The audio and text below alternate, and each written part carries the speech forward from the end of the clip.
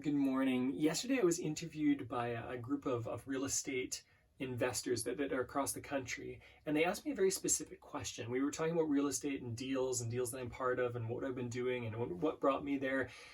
One question they ended off with is if you were to talk to a new investor, somebody, if you were to go back and do it yourself, what would you do differently, or what would you really recommend for a new investor? And there are four very specific things that I would say to somebody if they want to get into real estate investing and do well at it. The first thing is to hire a coach, not an expert. Let me explain. It's not that a coach cannot be an expert. But what I found is that there's a very real theme of almost hero worship when we look at people who are really good at something and go, oh, they can teach me how to do it. And most people who are really good at something cannot teach other people how to do it.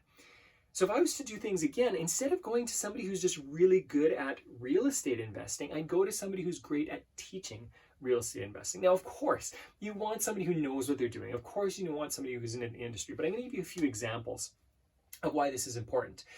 Wayne Gretzky, when he coached, was not the best coach. When he played, he was arguably the best player. And this happens all the time. I've got one mentor in my life who constantly says, if you want to learn how to play golf, don't ask Tiger Woods to teach you. That guy's not going to be able to teach you. Ask Tiger Woods' coach. And you see this theme where great coaches were often not the best at what they did. So instead of finding the best person out there, find somebody who can coach, find somebody who can mentor, find somebody who will lead you along the journey really well and create systems that work for you rather than for the general public or what worked for them when they were coming through the ranks. The second thing is to spend time with the right people. And for me, I call this networking.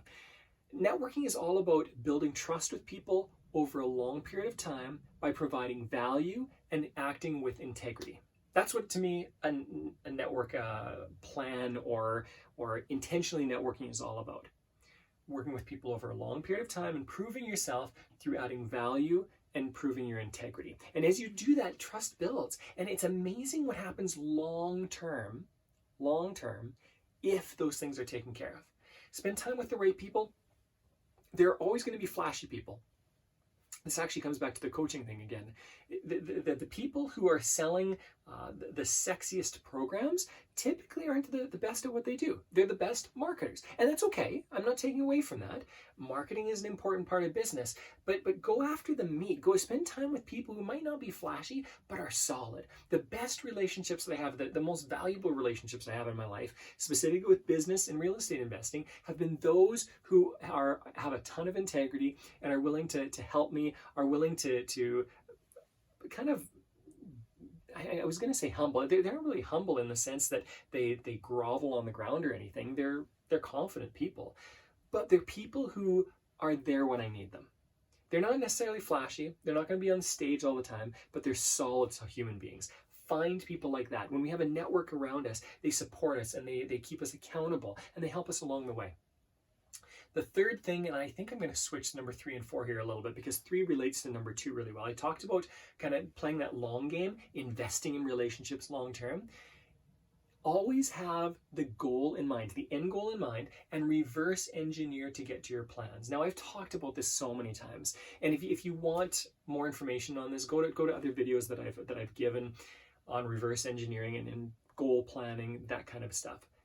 Really, it is so important that we look at the end goals. Our society, our culture lives in a place where we are consistently looking at the short-term solution, what helps us short-term. And the problem with that is we think we solve something for today and actually put us at a deficit for tomorrow. I'll give you an example. When markets are rising, whether it's stock markets or real estate markets, whatever it is, people get really excited and they think, oh, I can't lose. So they're thinking about the short term. Oh, well, if I buy it, it will go up in value.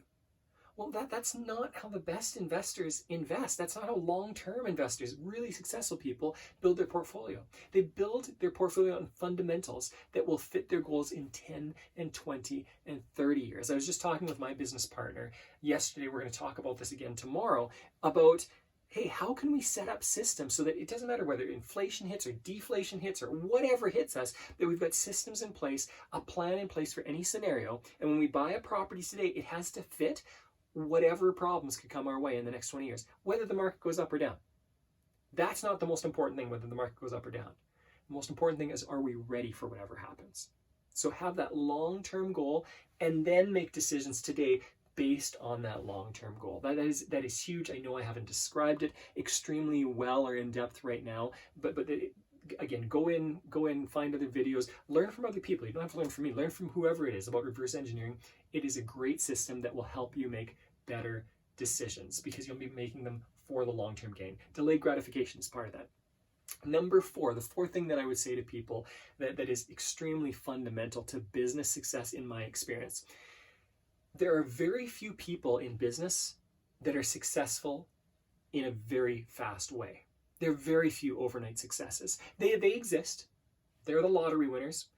But it's so few and far between that it's not worth studying. It's not worth really learning from that because it's not repeatable on a consistent basis. People who are successful typically have really committed to something. So this is my 4th tip. The 4th tip is jump in with both feet for the long term. Nobody learns to swim with 1 foot in the water and 1 foot on the beach, or 1 foot in the pool and 1 foot out of the pool. You cannot learn to swim that way. It doesn't work. You have to be in the water. And what I would say is fully commit to something. Kind of no holds barred, go into it. Make sure that you are not holding anything back, because when you fully commit to something, and I'm talking about with your time, with your energy, with your money, with your family, set aside, sacrifice things in order to really make something happen with that long-term view, build relationships, look at your goals long-term, make decisions short-term based on those long-term goals. And you know what? Most people who stick it out long enough tend to be pretty successful.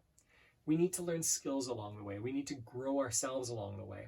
And that's why we need a period of time to grow. That's why there are very few, if any, overnight successes. Because we need to grow as a human being before we receive the success we desire. Hopefully this is helpful. Give me feedback if you want anything from me this way. I'm going to throw a few things in the email. Make sure you read the email that I just sent out in my newsletter. Enjoy your week.